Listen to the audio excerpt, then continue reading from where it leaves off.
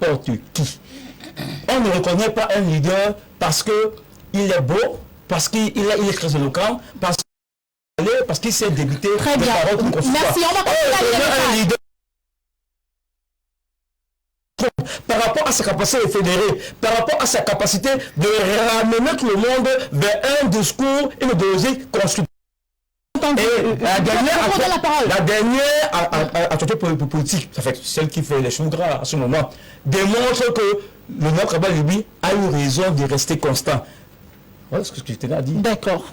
Bonsoir madame, ne tournons pas autour du pot. Tout le monde sait que toute cette mascarade est alimentée par le MRC. Ce sont des champions de l'infamie sur les réseaux sociaux. On va prendre notre message. Bonsoir le panel. Les discours haineux n'ont pas commencé au présidentiel de 2018. C'est bien. Il faut dire aux gens, on dit à la présidentielle, pas au présidentiel. Monsieur Kwekou, est-ce que nous allons lire les messages? Merci beaucoup de nous permettre d'aller jusqu'au bout et de lire les messages des téléspectateurs. C'est bien depuis les années 90 où certains évêques ont écrit au pape contestant la nomination de l'évêque Simon au diocèse de Douala. En ce temps, il n'y avait pas de réseaux sociaux. C'est Bernard de Douala qui nous écrit. Bonsoir, j'aurais aimé participer à cette émission en tant que journaliste ou influenceur, puisque les politiciens sur le plateau oublient l'importance du réseau social dans la campagne électorale et aussi la communication est aussi numérique puisqu'on est en 2021. Il faut comprendre que la violence sur les réseaux sociaux résulte du musellement de la jeunesse qui use des réseaux sociaux pour se libérer. C'est Stevie Sam qui envoie ce message. Vous n'êtes pas d'accord manifestement? Non, je suis pas tout à fait d'accord. On ne peut pas. Je dis qu'on ne peut pas transformer une jeunesse véritablement. On a bien peur que cette croisade contre les dérives entrave sur la liberté d'expression. Non, c'est-à-dire qu'il faut dire que moi je suis parti, j'insiste là-dessus. La dernière élection présidentielle a été particulière. Elle a été particulière. Elle a été vraiment particulière et on espère que plus jamais ça. Je suis tout à fait d'accord avec mon frère du PCRN. Ce sont des jeunes. On ne peut pas nier que le président Cabral Libi incarne un certain leadership aujourd'hui. Il a des jeunes qui s'engagent en politique, qui sont passionnés, qui aiment le voir, D'ailleurs, à l'insu de mon propre gré, ils m'ont mis dans leur groupe WhatsApp. Et puis j'ai un jour fait une communication qui allait pas à l'encontre du président Cabral. J'ai vraiment pas été insulté. J'ai eu, j'avoue, c'est mes amis, c'est mes petits frères, on s'entend, ils parlent, on débat politique, on n'est pas d'accord sur beaucoup de sujets. Mais ils sont pas agressifs. Ils sont pas agressifs. Ça, il faut le dire. Je vais dans le sens de M. Abel Elimbilobé. Vous avez au Cameroun ce qu'on appelle les faibles de choux. Ce qu'on appelle les journaux à 50 000. Nous en avons pratiquement 400 qui paraissent au gré des humeurs de certaines personnes. Les 3/4 ont à la une le président de la République. Avec des titres aussi mensongers les uns que les autres. C'est sérieux? C'est un citoyen. Il est président de la République, il incarne l'unité nationale. C'est un citoyen. Il a une épouse, il a une famille. Il n'a jamais porté plainte.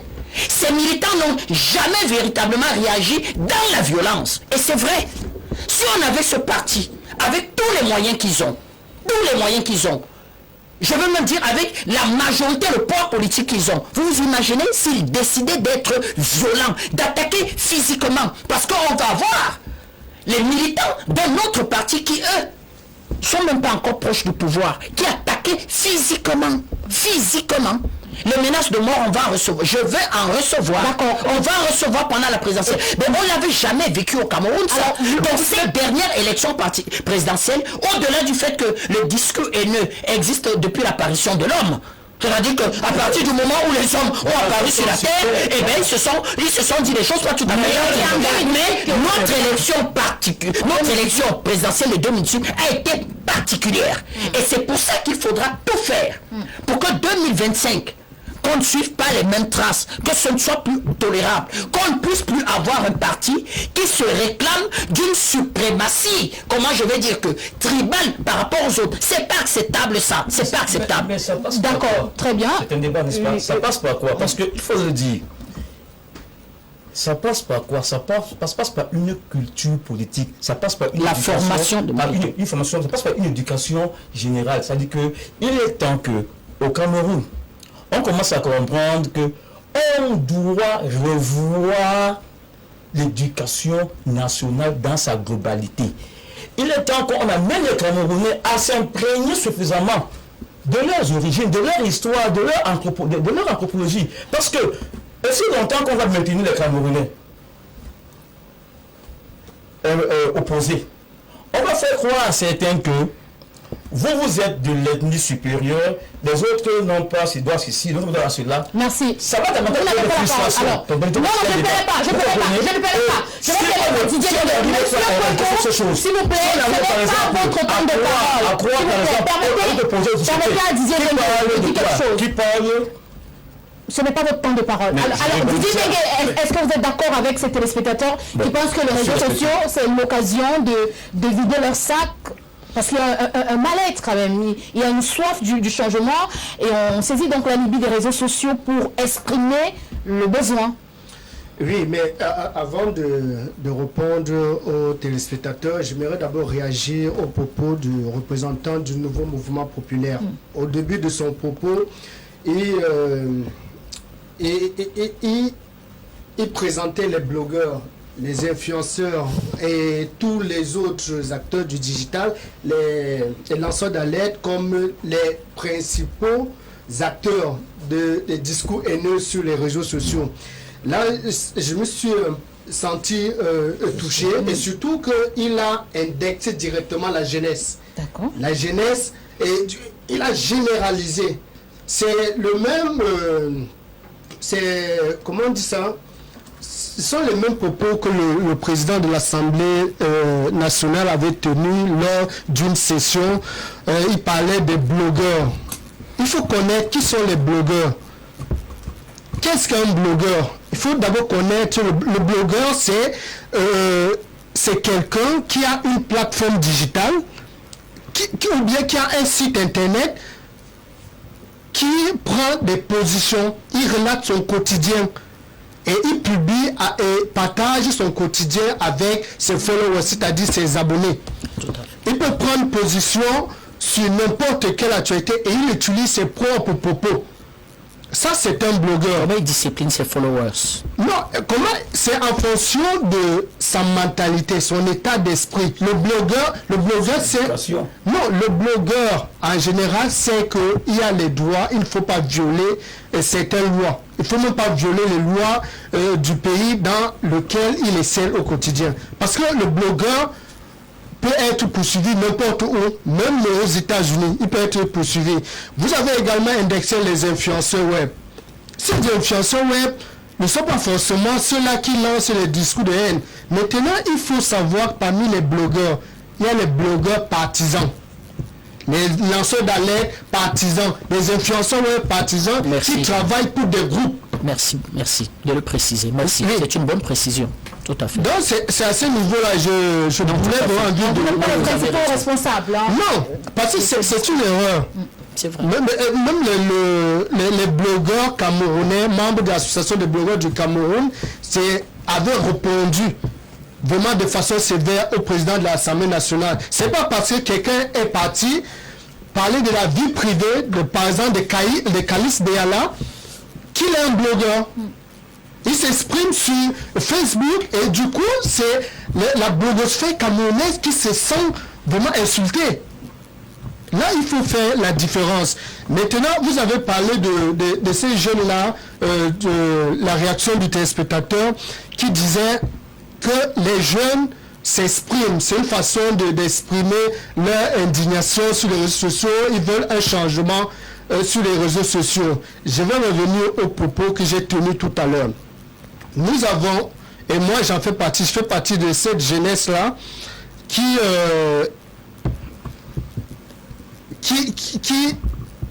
à qui les Occidentaux, les vrais ennemis de notre pays faisaient les yeux doux. Comme ils font les yeux doux à plusieurs cerveaux, plusieurs jeunes qui essaient sur les réseaux sociaux, et parfois ce sont des jeunes qui ont des diplômes, mais parce qu'il n'y a pas une opportunité, là, ils font tout, ils font même les jeux doux au gouvernement et parfois à certains leaders politiques, que ce soit de l'opposition ou bien du parti au pouvoir. Ils ne se font pas remarquer, mais il suffit qu'un programme, par exemple, de RFI, de France 24, les gars lancent et ils vous disent, c'est une façon de recruter des blogueurs, des influenceurs, ces jeux-là brillants qui rêvent vraiment de La diaspora aussi. la diaspora, il y en a. Et les gars mettent les moyens. Et vous allez retrouver des blogueurs qui défendaient la souveraineté de notre pays, se retrouver de l'autre côté en train de dénigrer à tort et à travers, défendre certaines causes qui n'ont rien à voir avec le commun des mortels. Didier Nengue, vous avez écrit un post sur votre compte Facebook, Oui. il y a quelques heures seulement, pour annoncer votre passage sur ce plateau. Et vous avez cité nommément un homme politique. Selon vous, Oui. il serait le principal responsable, ces militants avec, de ces discours haineux. Vous affirmez, vous le dites sur quelle base? Parce que vous avez été très clair sur votre compte Facebook. Non, mais c'est depuis la dernière élection présidentielle, parce qu'il faut dire, je faisais partie de cette jeunesse qui léchait le pays à tort, pour lui ou pour non. Ah bon? Oui, Vous l'avez fait. je l'ai fait. Il l'a fait, il est honnête. Oui, si vous lisez mes anciennes publications, mes textes, mais plus des choses que je ne maîtrisais pas parce que j'avais la culture. On nous dit, en fait, on ne vous dit pas directement, mais pendant les formations, votre bourreau, vraiment le bourreau de la jeunesse, c'est votre président, sont vos dirigeants. C'est le message qu'on vous fait croire. D'accord. On sait qui. J'ai dit que c'est le message. Quand vous évoluez dans Quand vous la avez communauté, pas, à cette époque-là. à cette époque-là, En homme politique, parce que j'ai pas, je vous écoute, mais je veux faire le lien entre. Il est un peu diplomatique dans ses réactions. Je dis, on vous fait quoi? On qui? bon, même dans le journalisme, je fais également dans le journalisme, la presse, non, pas la presse n'oriente pas. Dans la formation internationale, quand vous participez aux séances de formation, que ce soit dans notre pays ou bien à l'extérieur, parce que dans notre pays, nous avons des ONG qui reçoivent des financements pour outiller, pour piloter certains programmes. D'accord. C'est en fonction, par exemple, de la vision des bailleurs de fonds. Bien sûr, ça on le sait.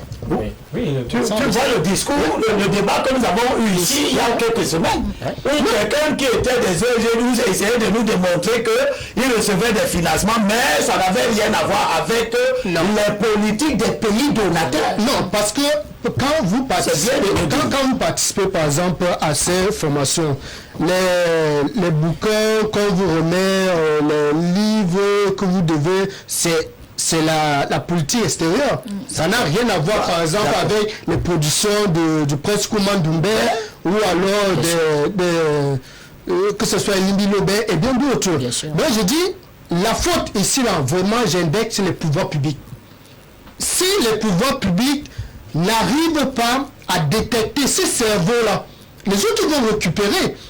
Et le représentant du PCN parlait tantôt de la prochaine élection. Il faudrait qu'on évite ce genre de discours. On peut bien le faire, mais il faudrait que les pouvoirs publics écoutent le cri, vraiment les cris de détresse de ces gens-là qui connaissent les manigances qui se passent de l'autre côté, qui connaissent comment ça se passe, mais parce qu'ils sont déboussolés, on n'écoute pas, on vous dit bon, et là c'est très dangereux. D'accord. Mais tout à l'heure, vous avez dit qu'avant vous étiez ce jeune qui voyait tout en noir. C'est mieux de terminer l'histoire, ça peut aider rapidement. Si vous partez, tout en noir? Même les téléspectateurs peuvent aller sur Google, taper Didier Ndengue de 2013, 2012, vous allez voir mes produits. Jusqu'à 2016. Jusqu'à Ce qui nous intéresse, vous avez donc changé. Non, s'il vous plaît.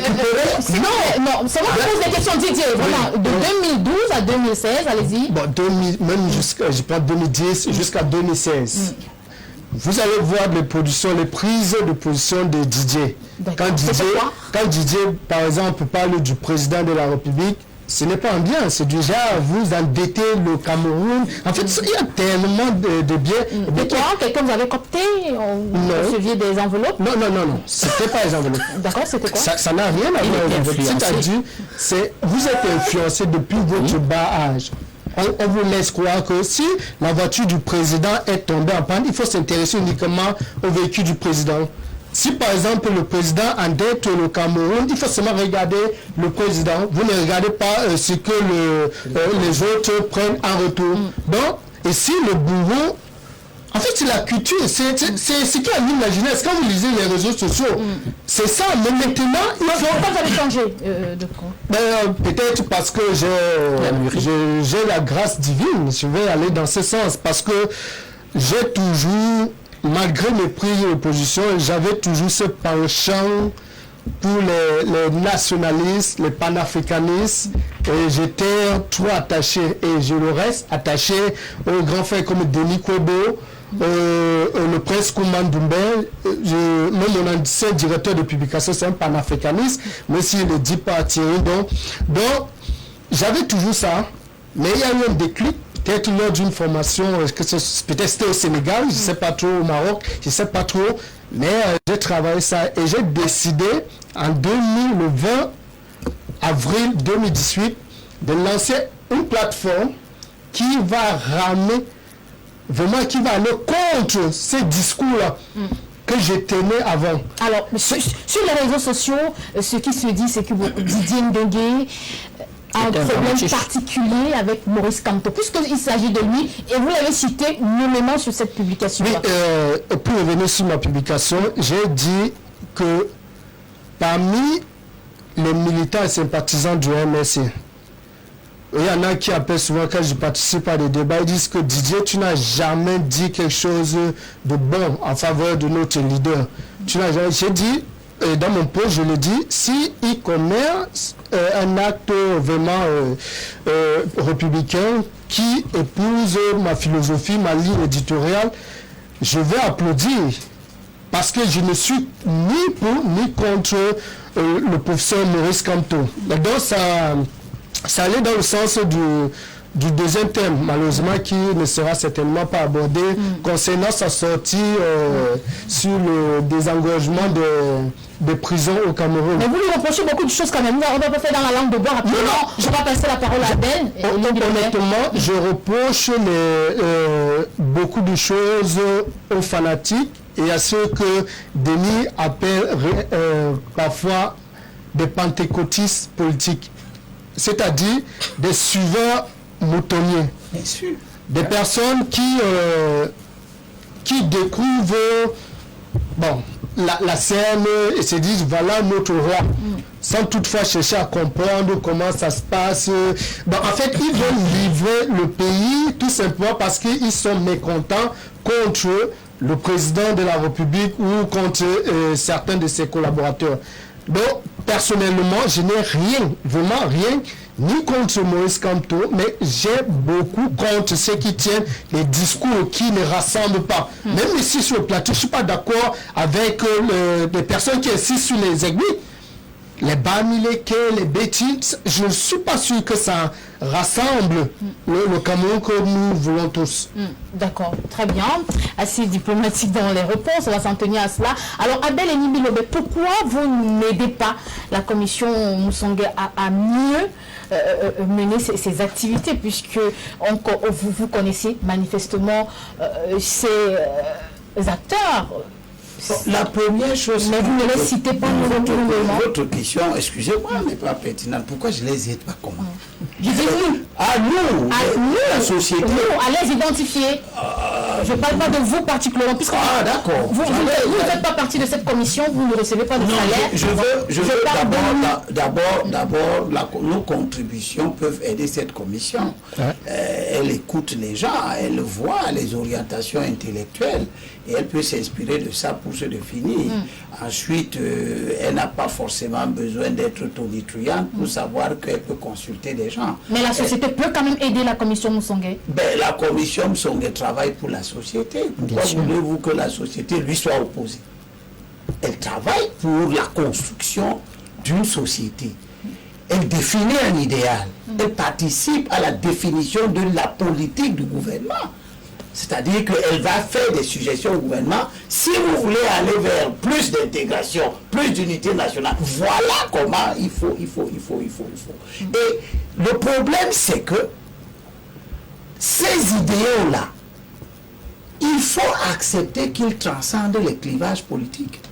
Or, les gens ne pensent pas qu'ils transcendent les clivages politiques. Les gens pensent que c'est eux qui peuvent être les constructeurs de l'unité nationale, pas les autres. Ils pensent que c'est eux qui peuvent faire l'intégration, pas les autres. Bon. C'est un grand débat, et 2 heures dans une émission. Vous reconnaissez quand même vous reconnaissez qu'il y a un manquement, monsieur. Permettez de vous relancer. Vous reconnaissez quand même qu'il y a un manquement, puisque le président Paul Biya vient de demander, de prescrire une nouvelle orientation. Il demande à la commission d'accélérer le processus de sensibilisation. Écoutez, c'est lui qui a créé cette commission. Bien sûr. Il sait probablement intimement ce qu'il attendait d'elle. En tant qu'homme politique, Oui, pas vous et moi. vous ne remarquez pas Pas vous et moi, parce qu'au-delà du test qui crée la commission et qui définit ses objectifs, il peut y avoir des attentes intimes, non dites, Et de nouvelles missions. qui peuvent entraîner le président, par exemple, à changer les effectifs.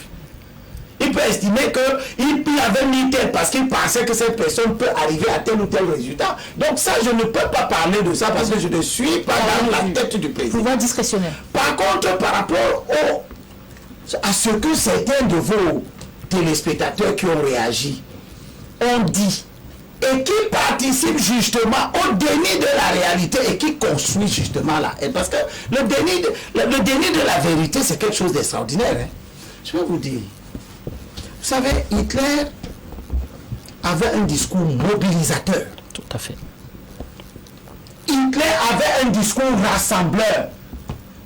Il a rassemblé des... Il a gagné les élections. Ah oui. Ah oui. Mais son discours était un discours de haine. Donc il ne faut pas croire que quand vous rassemblez les gens, votre discours n'est pas un discours de haine. Son discours était structurellement construit pour magnifier, célébrer, établir dans les esprits la supériorité de la race aérienne. Ça mobilisait les gens. Pourtant, ils étaient dans l'erreur. Et il était au cœur d'un culte, le culte du Führer. Donc, il ne faut pas croire que quand vous faites un culte à quelqu'un, c'est parce qu'il a du mérite. Il n'a du mérite que dans votre vision du monde. Et le mérite que vous lui reconnaissez, qui génère le fanatisme, peut être déterminant pour la faute politique. L'église de Scientologie, qui dans ses discours, ses enseignements, a entraîné la mort de tous les fidèles en leur enseignant que autant que vous devez vous retrouver au bord de la mer et puis bon, tout le monde meurt. Donc il ne faut pas croire que quand un enseignement mobilise les gens, il est bon. L'enseignement peut mobiliser les gens et être porteur de danger. Quand les gens refusent une réalité, par exemple, le Cameroun est un pays multi-ethnique. Vous n'allez rien changer à ça. C'est une réalité. Vous pouvez avoir pour idéal politique de construire une société où les ethnies vont disparaître. Libre à vous d'essayer de le faire. Mais si votre discours essaye de nier le bien fondé de l'existence C'est un problème. des groupes ethniques, à ce moment, votre discours devient un problème. Quand le législateur camerounais dit dans le Code général des collectivités territoriales, il dit dans l'article 246, le maire de la ville, conseiller municipal d'une commune d'arrondissement de la dite communauté urbaine, est une personnalité autochtone de la région de rattachement de la communauté urbaine. Et quelqu'un réagit en disant que c'est un discours de haine. Mais les autochtones existent. Ils ont besoin, au nom de la Constitution et du principe constitutionnel, de la préservation des droits des populations autochtones, qu'il leur soit réservé la faculté de diriger leur collectivité, leur terroir. Quand vous décidez que non, on ne doit pas parler de Toto, nous sommes tous pareils, c'est idéologiquement peut-être beau à entendre, mais c'est démagogue, parce que nous ne sommes pas tous pareils. D'accord. C'est ça qui est la vérité. Quand le législateur dans le code électoral décide, au nom de la politique du gouvernement, d'introduire dans la gestion des régions, les dépositaires de la tradition, que sont donc les membres du commandement traditionnel, et le gouvernement décide de légiférer en disant que les représentants, ça c'est l'article 248 du code électoral, les représentants du commandement traditionnel sont tenus par un collège électoral composé de chefs traditionnels de premier, deuxième, troisième degré au total. Il est en train d'accepter une réalité sociologique, anthropologique. Les cultures de base sont différentes. Le dépositaire de la culture Bassa n'est pas le dépositaire de la culture Bamileke. Donc, si je dois élire le dépositaire de la culture pour qu'il vienne participer à la conduite des affaires d'une région, il faut que ce soit les membres de cette culture qui les élisent. Voilà comment le législateur camerounais a raisonné. Vous allez venir dire que, comme on évoque le mot autochtone et que Limbi dit que les autochtones doivent avoir leur espace, et presse la haine, est-ce que le texte, si vous dit de ne pas aimer l'autochtone Bam? Bertrand Tachida, toujours sur la même question. Autochtonie, composante sociologique, régionalisation, les véritables... Ces concepts, les discours haineux sont beaucoup plus proliférés. Est-ce qu'on ne craint pas une entrave à la liberté d'expression avec cette croisade? On craint, c'est que les hommes politiques, entre guillemets, médiocres, ont l'impression qu'ils... Les hommes ou certains hommes? Certains hommes politiques, c'est pour ça que je dis les hommes politiques médiocres, pas tous les hommes politiques, ont l'impression qu'il leur faut une certaine base électorale. Et que la base électorale que l'on peut avoir assez facilement, c'est la base électorale véritablement de son ethnie. Et que faut-il faire? Il faut tenir un discours qui plaît à cette ethnie-là. Et c'est là le problème. Parce que quand M. Eline Bilobé lit les textes-là, moi, ça ne me gêne aucunement. Parce que ça aurait été un problème si la loi expliquait que dans la gestion des villes, le maire autochtone octroie certaines, comment je vais dire, faveurs à d'autres par rapport à d'autres. Mais il est dans la gestion avec un texte régalien, c'est-à-dire qu'il est juste autochtone dans la fonction, mais en quoi véritablement il est contre certaines ethnies? Donc il n'est pas contre certaines ethnies, c'est là où aurait été le problème. Et l'État le fait pourquoi? L'État le fait pour qu'on n'arrive pas à ce qu'on appelle des affrontements tribaux. C'est-à-dire que l'État veut préserver aussi le fait que être né et appartenir à un terroir doit pouvoir vous donner la possibilité à un moment donné, comment je vais dire, d'incarner un leadership pour le bien de ces terroirs et de ceux qui y sont arrivés. Voilà ce que la loi véritablement. Pourquoi? Parce qu'il faut le dire, les climats ne sont même pas pareils au Cameroun. C'est-à-dire que la géographie physique n'est pas pareille sur toute l'étendue du territoire. Je vais même plus loin. Vous ne gouvernez pas un pays comme le Cameroun, c'est ce qu'on appelle l'équilibre régional. Vous ne pouvez pas le faire. Pour moi, j'ai toujours trouvé que c'est démagogique d'expliquer que si j'arrive au pouvoir aujourd'hui, eh bien, s'il me faut 50 DG, je prends les 50 meilleurs. C'est pas possible. C'est pas possible. C'est pas possible dans un pays comme le Cameroun où on a cette particularité d'avoir 250 ethnies. Donc, pour moi, il faut en même temps que la République et la nation se construisent sans pouvoir casser véritablement cette nation qui est en train de se construire. Et c'est d'autant plus difficile que nous sommes relativement différents et nous voulons avoir ce sentiment d'appartenance à la nation. Je prends un exemple. Vous arrivez au pouvoir, vous dites que je prends les 30 meilleurs, j'en fais 30 ministres. Ces 30 ministres sont issus d'un arrondissement. Ce n'est pas un problème que vous créez pour résoudre un peu le problème. C'est sérieux? Qu'est-ce que vous tenez comme discours aux autres?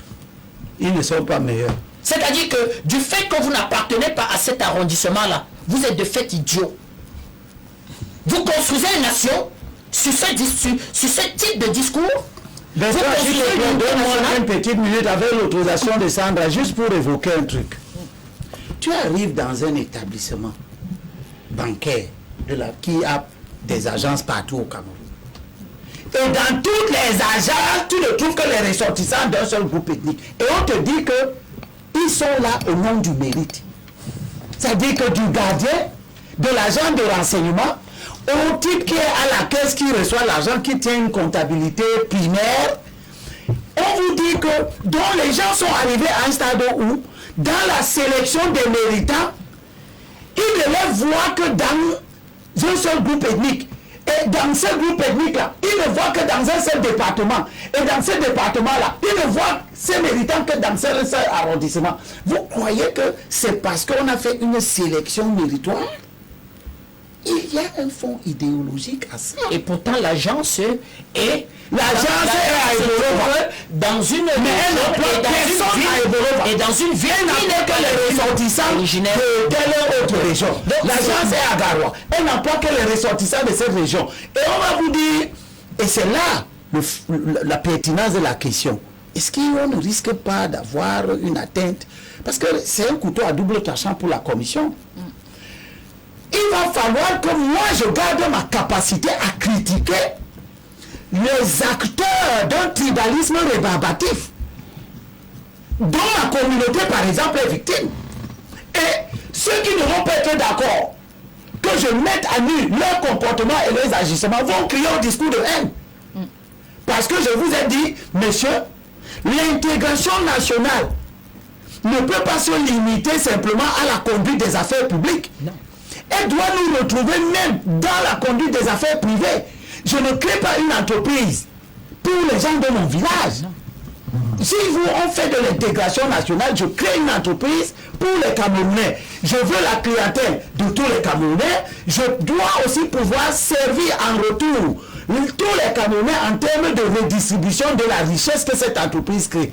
Qu'est-ce que c'est que ce comportement où vous allez trouver des entreprises qui n'emploient que les ressortissants d'un groupe ethnique, mais qui prétendent être en train de faire la construction? On va vous dire non, ne critiquez pas ça. Si j'ai de l'expertise, qu'est-ce qu'on fait?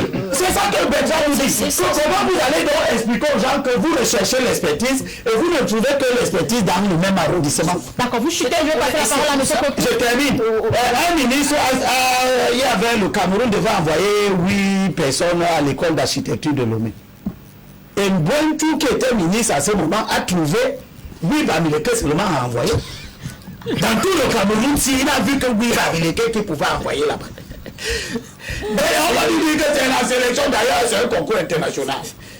Vous allez sortir au morceau finalement. C'est pour ça véritablement que... Bon, quand moi je vais donc parler de ça, on va dire que j'ai une haine envers qui? Les Bamileke. Ce sont les faits, c'est pas... Non, je n'ai pas de haine envers les Bamileke. J'ai de la haine envers l'agissement d'un homme politique. Et c'est pour ça que je vous ai parlé d'Hitler. Un auteur israélien disait, c'est pas Hitler qui était dangereux, c'est ceux qui l'ont laissé faire. C'est-à-dire que vous voyez très bien quelqu'un qui n'est pas en train de faire ce qui est bon pour l'humanité et même pour la nation allemande, mais pas le culte de la personne.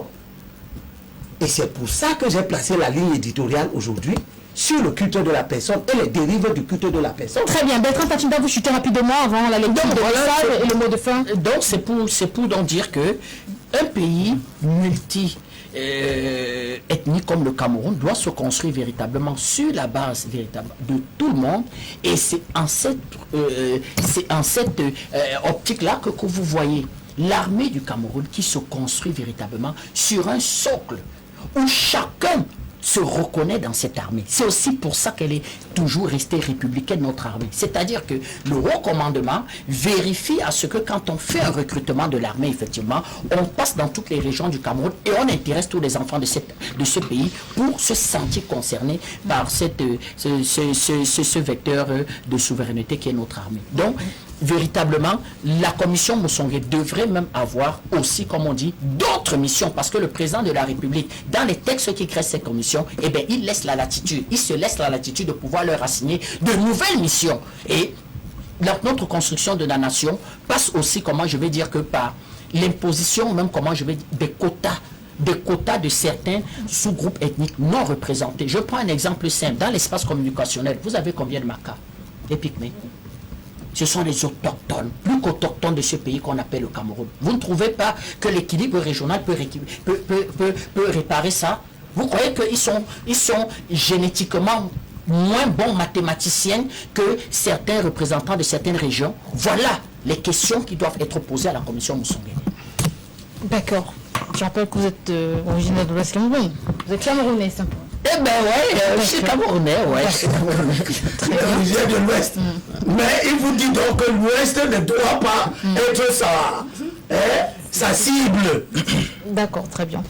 Alors, Monsieur Marcel Kouekou, nous voyons tous que les discours de haine et la xénophobie fragilisent le vivre ensemble, l'unité nationale, la cohésion sociale, l'intégration nationale. Est-ce que vous pensez que cette commission sera à la hauteur pour les nouvelles prescriptions qui viennent d'être données par le chef de l'État? Avant de penser qu'elle sera à la hauteur, il faut déjà saluer l'idée qui amène cette commission.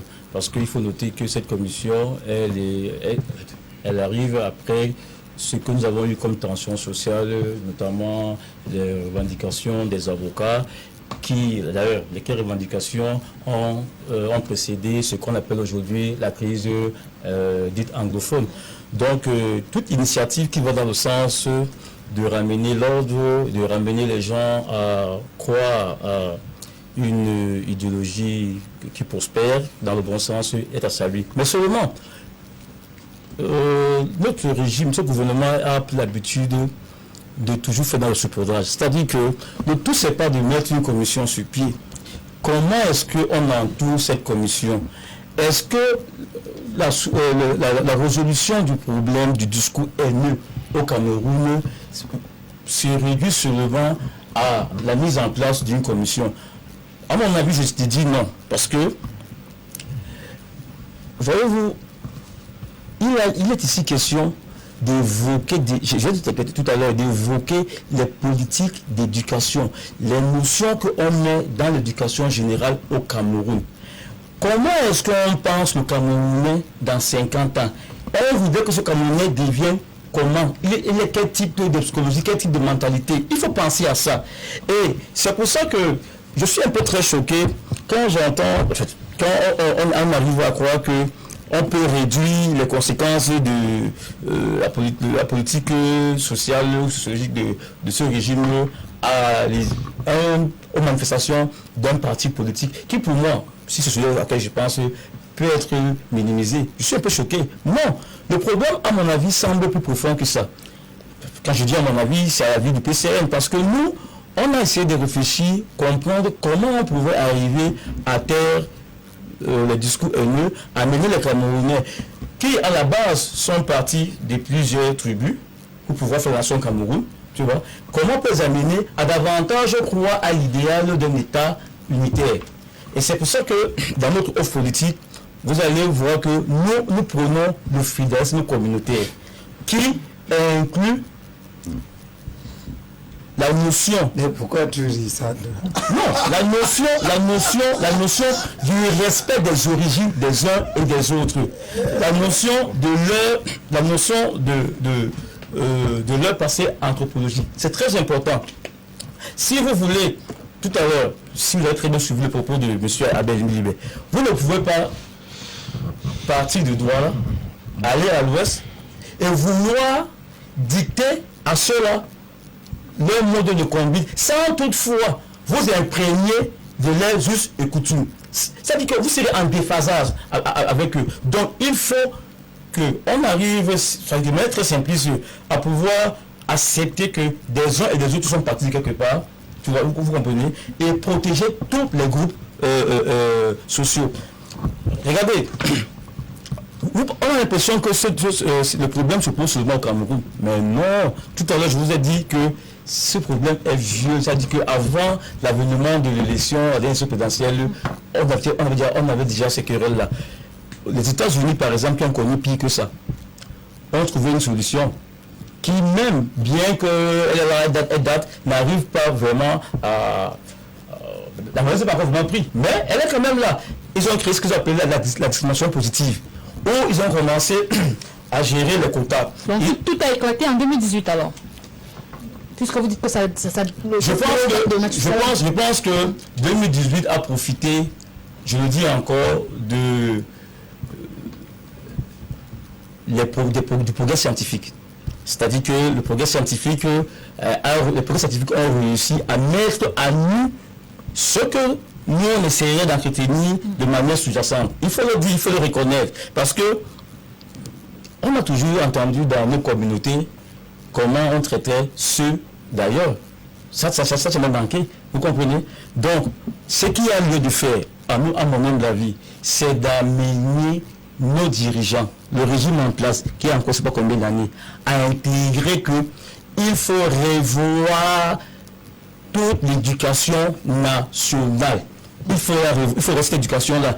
Il faut, dans cette éducation, ramener nos cultures, nos traditions au goût du jour.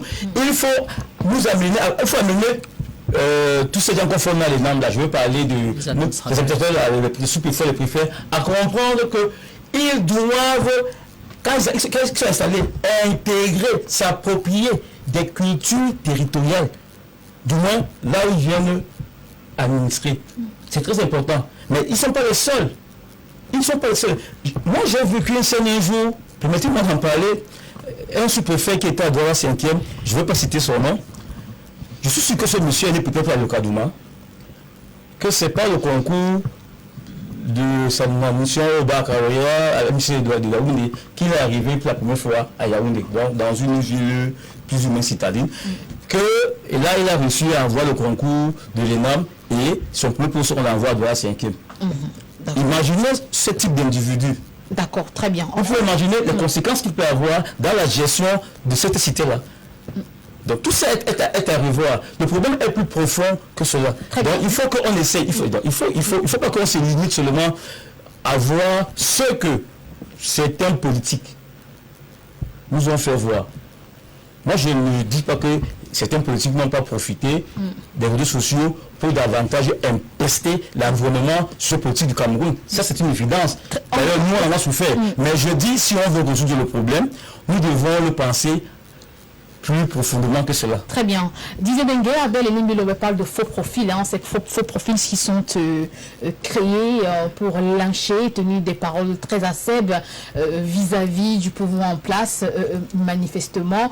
On constate donc que la commission a du pain sur la planche. Est-ce qu'elle ne laisse pas prospérer elle-même ces discours haineux rapidement? Mais la commission Moussongué a vraiment du pain sur la planche. Sur les réseaux sociaux, vous avez les faux profils et des personnes... Abel a été une victime il y a quelques temps.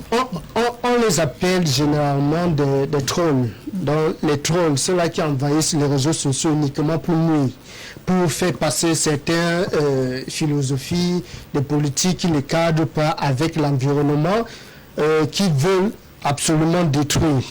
Maintenant, il faut savoir que ces trolls, au Cameroun, je ne suis pas sûr qu'il y ait des trolls. Donc, cette opération peut être menée depuis l'extérieur. Maintenant, quand vous avez des réseaux sociaux comme Facebook, les géants de la tech, comme Facebook, Twitter, Instagram, TikTok et bien d'autres, qui vous dictent vraiment votre politique, votre quotidien, parce que il y a des publications qui enregistrent plus de likes, plus de followers que d'autres. Donc quand vous avez une publication vraiment très objective, constructive, vous avez moins de likes.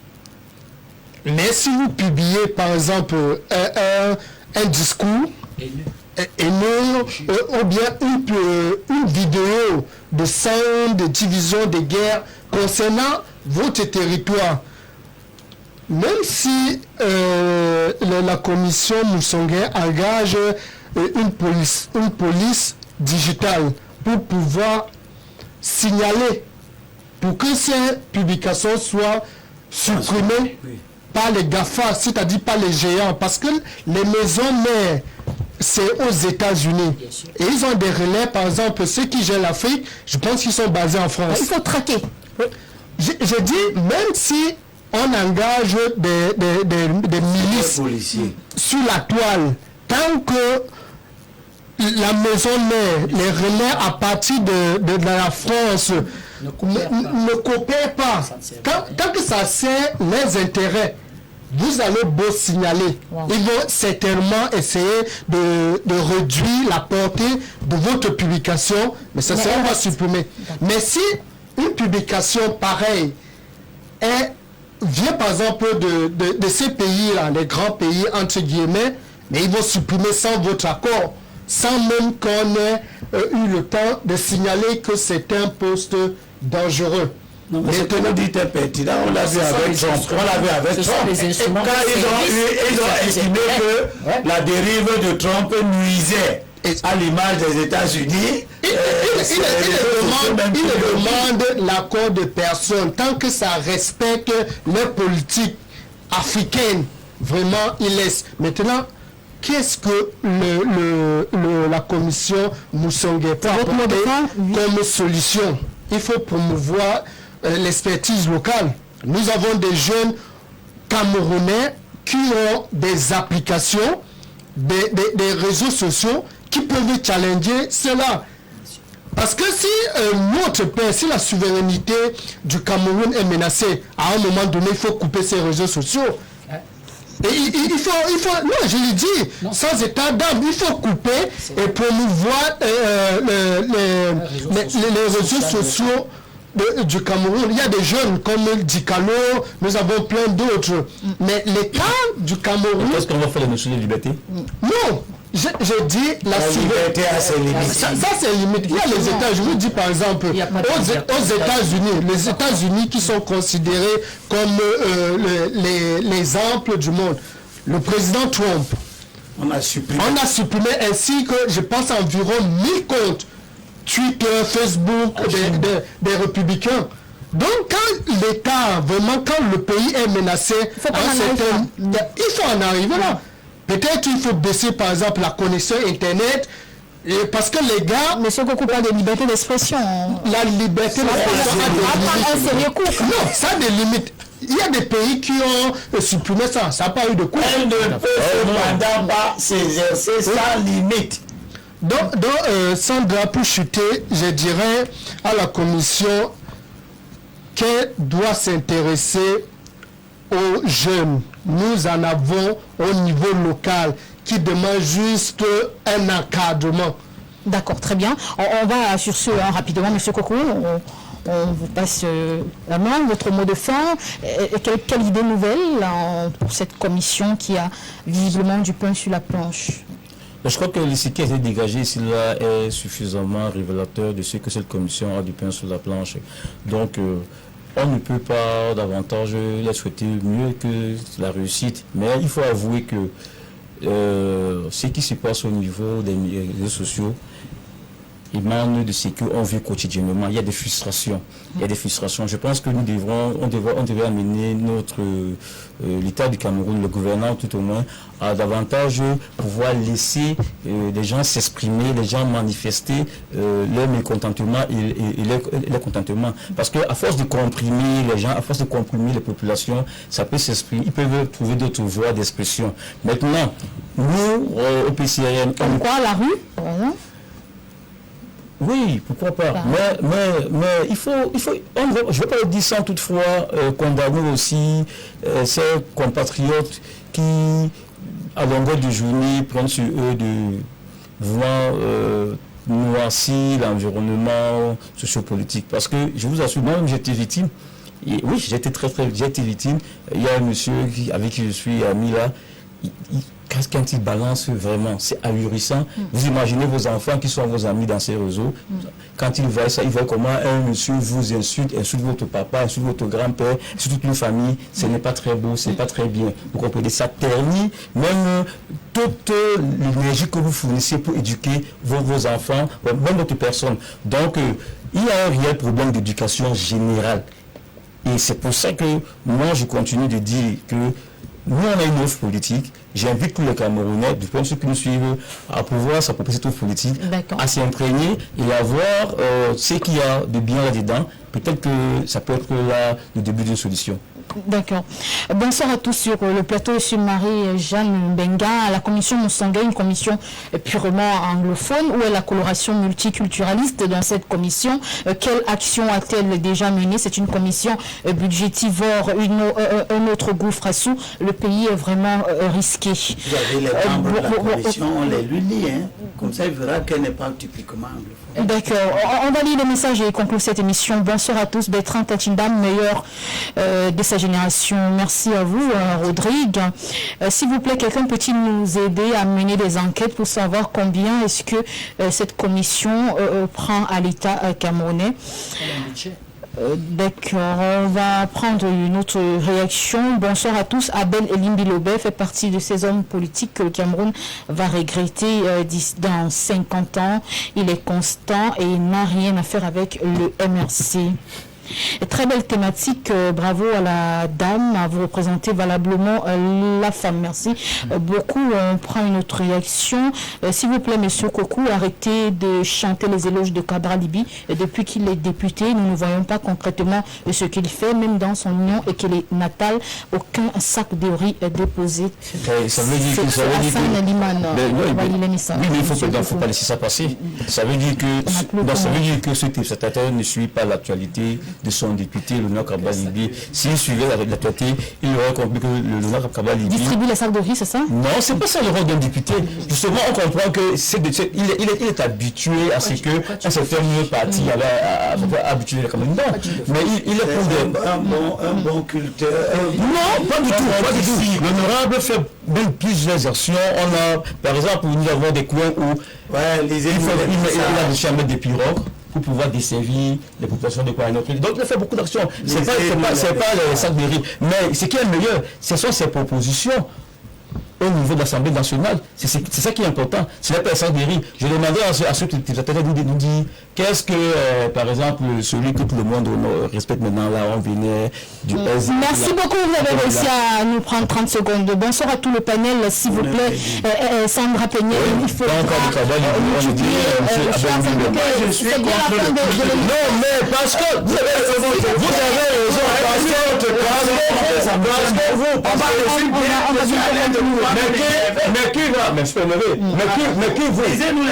mais qui vous va vous faire ce culte? C'est le temps de la paix. C'est le temps. Qui va vous voir un culte, monsieur Abel Elimbi? Qui? Si vous me voyez un culte, je vous chante. Mais qui va le faire d'ailleurs? Qui? Tant mieux s'il y a il faut déjà avoir du charisme, il faut déjà qu'il y ait un leader de position. Il faut déjà avoir permettez-nous de conclure l'émission. Avoir des hommes. Je comprends pourquoi. Abel Elimbi, il a donné votre temps de parole. L'opposition ne peut pas avoir parce que Monsieur Kokou, on entend sous l'opposition. La preuve, je peux te dire que quand tu as fait ta plateforme Kaoutal, tu sais comment elle a fini. Mais elle est finie. Mais tu sais comment elle a fini. Même investir le candidat Nougat premier, où tu croyais que tu allais pouvoir faire un suffrage considérable. Tu as vu que quand il fallait investir, tu as eu du mal à partir, tu as du mal avec ton aîné. Sambaka, tu as vu comment ça allait dans tous les sens. Monsieur Koussi, tu es obligé de rentrer. Il a rien à voir avec les discours.